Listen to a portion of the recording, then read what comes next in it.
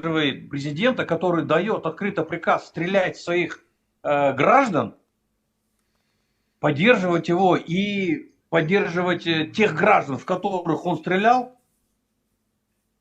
я не знаю, как можно вообще даже его Да, слушать. это как Ермек Нарымбаев сейчас предлагает Тоқаеву какой-то диалог. Біз сырттан кіріп күліп жатырық та, сендер не айтып жатсыңдар? Ол Қазақстан аудиториясына мүмкін пойдет. Иә, ол айту там. Бірдемесе, иә, үміт бар, әлі қазақ тілі атауларын өзгертеді. Бірақ біз білеміз ғой, что это оттягивание время, өтірік. Бізге ұлтшылдарға өтірік бір-екі көшелердің атауларын өзгертуге бере салады.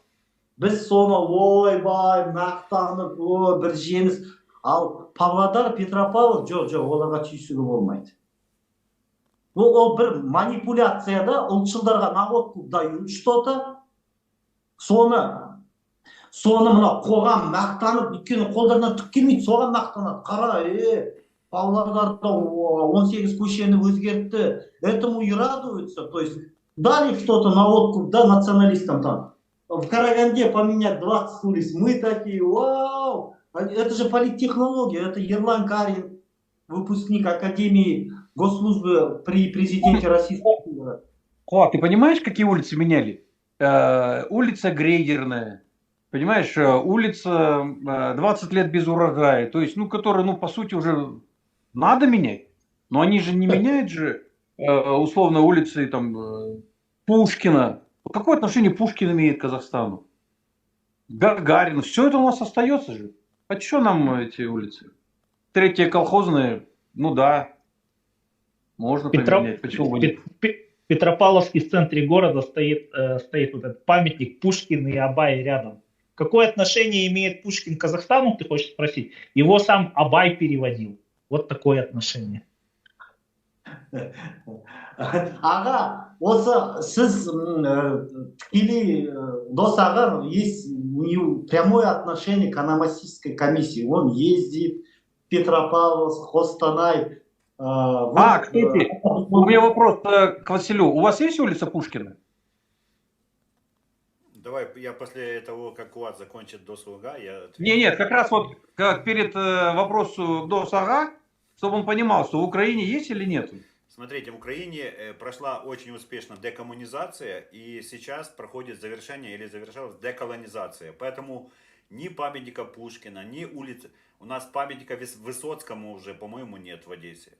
Поэтому деколонизация проходит очень успешно, причем на всей линии фронта. Все, что связано с прошлым, с геноцидом, с колониальным, украинцы сейчас пытаются отмежевать.